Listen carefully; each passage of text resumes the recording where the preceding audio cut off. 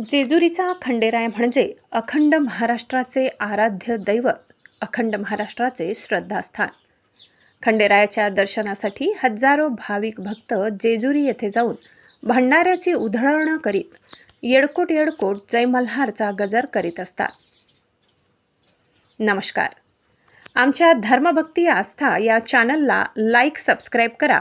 तसेच दररोज नवनवीन व्हिडिओ बघत राहा.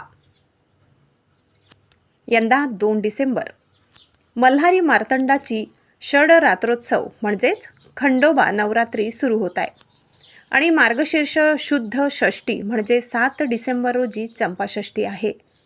या 5 दिवसाला खंडे नवरात्र असेही म्हणतात. या 5ही दिवशी उपवास करायचा असतो आणि देवीच्या नवरात्राप्रमाणेच या नवरात्रातही पहिल्या दिवसापासून ते चंपाषष्ठीपर्यंत अखंड दीपक तेवत ठेवावा लागतो. तसेच मल्हारी सप्तशतीचे पाठही केले जातात. चंपाषष्ठीच्या दिवशी खंडोबाच्या नावाची तळी भरणे हा कुलाचार आहे. महाराष्ट्र आणि कर्नाटकाचे आराध्य कुलदैवत म्हणजेच खंडेराव. मणी आणि मल्ल नावाच्या राक्षसाने पृथ्वीवर थैमान घातले होते.